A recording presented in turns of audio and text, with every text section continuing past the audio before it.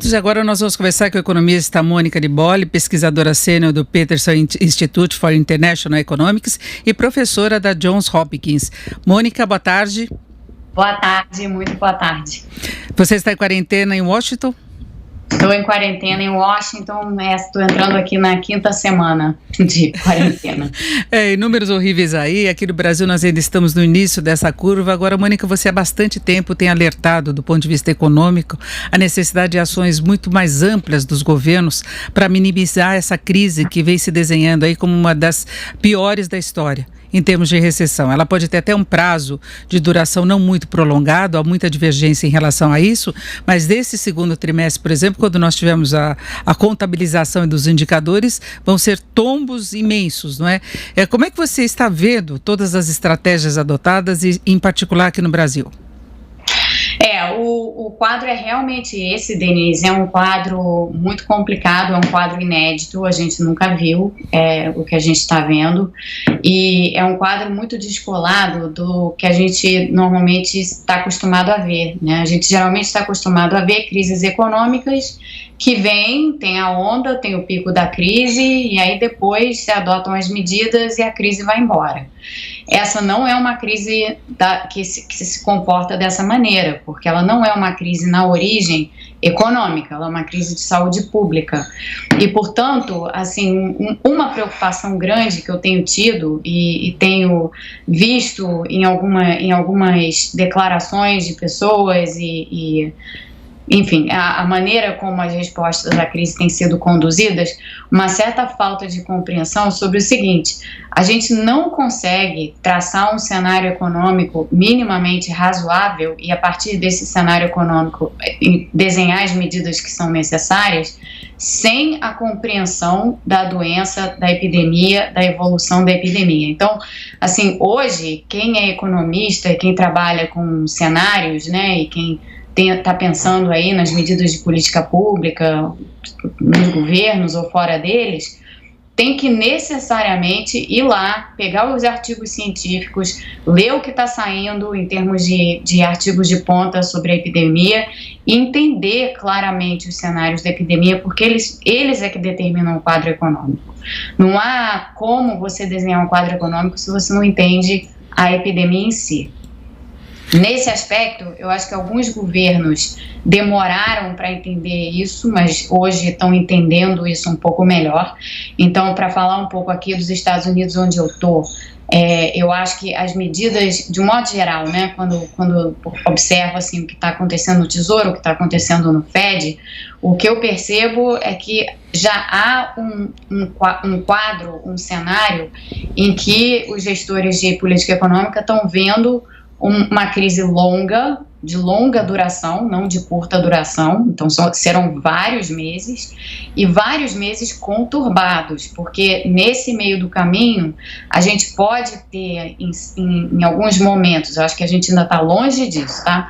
Mas em alguns momentos a gente pode vir a ter relaxamentos da quarentena que depois vão necessitar de nova imposição da quarentena. Então, é um quadro assim muito complicado de manejo econômico, porque é um quadro em que você vai e vem o tempo inteiro até que se tenha uma solução de fato para a epidemia, e essa solução ela só vem quando você tiver uma vacina. A gente está longe disso ainda, a gente não está perto, então é uma questão de você administrar bem essas ondas de vai e vem que vão estar associadas aí a múltiplas ondas, provavelmente, do curso da epidemia, até que se tenha um tratamento eficaz ou uma vacina.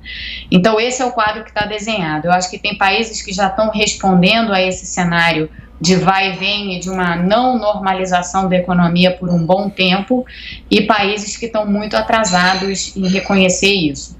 O Brasil, para mim, é um dos países que está muito atrasado em reconhecer isso, mas demais, assim, até atrasado em excesso. A gente tem visto como o presidente da República tem se comportado em relação à quarentena, é um comportamento equivocado, não há nenhum país no mundo tendo esse tipo de comportamento agora, porque a epidemia é séria, e o que isso daí está fazendo, eu acho, é prejudicando enormemente não só a vida dos profissionais de saúde pública, pondo em risco a população brasileira, mas também dificulta muito o desenho da política econômica e a capacidade de traçar cenários macroeconômicos. Denise? Mônica, a gente percebe aí, ou deu para perceber nos vários países, uma certa resistência dos governos em admitirem a gravidade da pandemia exatamente por ela estar muito relacionada a essa questão econômica. Então é você reconhecer que você vai tomar medidas que vão ter consequências muito sérias para a economia. Então tem uma negação meio que geral da situação. A gente viu isso acontecer, por exemplo, no Reino Unido, aconteceu nos países europeus, que liberaram inclusive manifestações, no caso da Espanha, que já estava vendo o desastre que estava acontecendo na Itália. Aí nos Estados Unidos, Trump teve uma resistência muito grande e depois as medidas têm que ser tomadas de uma forma muito atabalhoada, porque não tem muita condição, não houve planejamento para isso. Aqui no Brasil, por exemplo, a gente tem uma mudança total de política, né? Antes era política de austeridade, de ajuste fiscal, de metas, e de repente é uma política de liberação muito rápida de dinheiro, não é? Dá tempo de adequação, porque internamente aqui nós temos vários economistas achando que essas medidas estão indo no sentido correto. Essa liberação, por exemplo, dos R$600 que começou agora, empréstimo para as empresas que ainda tem muito gargalo, mas em termos de direcionamento, como é que você vê? Eu acho que em muitas áreas o direcionamento está correto. É por aí, sim, não tem jeito. Esse é um momento em que não dá para ficar muito afeito à ideia de que nós precisamos ter um ajuste fiscal.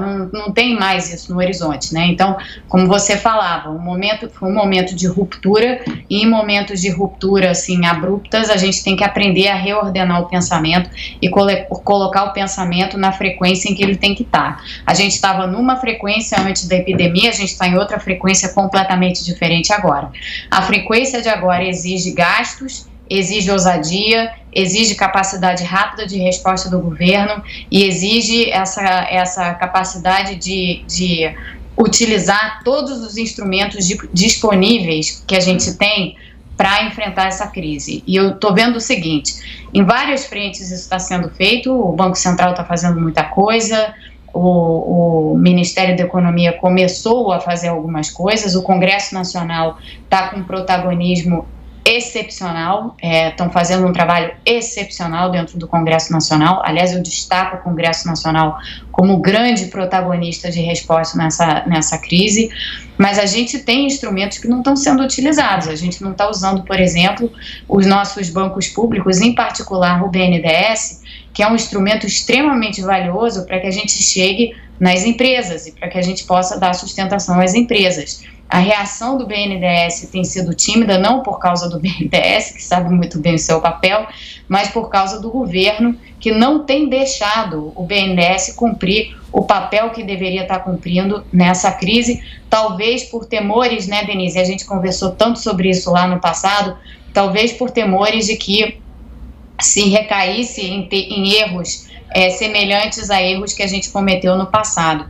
E isso é um grande equívoco, porque a situação de hoje não se compara em nada a qualquer situação do passado. Então, seria um momento realmente esse de agora para a gente estar usando o BNDES de forma agressiva, até porque existe uma enorme capacidade técnica dentro do BNDES, exatamente para poder lidar com a situação da forma correta. Então, o que eu estou vendo no governo brasileiro são passos tímidos na direção correta, mas são muito tímidos, tem que fazer muito mais do que isso. Olha o FED já está no terceiro pacote trilionário para assistir a economia, no terceiro, em poucas semanas. Então, é dessa forma, é com esse nível de agressividade que você tem que entrar aqui para sustentar a economia.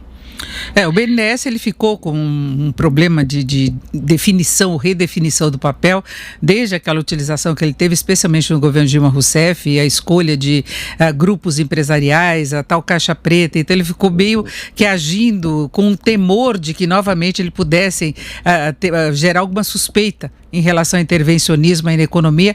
Agora, hoje a situação é muito diferente, o BNDES até participa desse programa de liberação de recursos para as empresas, e aí nós temos um outro gargalo que há pouco nós nós estávamos até discutindo com o Guilherme Afife Domingos, que é assessor lá do Ministério da Economia, já foi do Sebrae, que é o dinheiro não chegar na ponta final. Que esse é um problema burocrático, de excesso aí, de cuidado, de preocupação com o calote, que o dinheiro está disponível e não chega. E o Federal Reserve acabou ultrapassando também muitas regras antigas para conseguir jogar esse dinheiro em circulação, não é?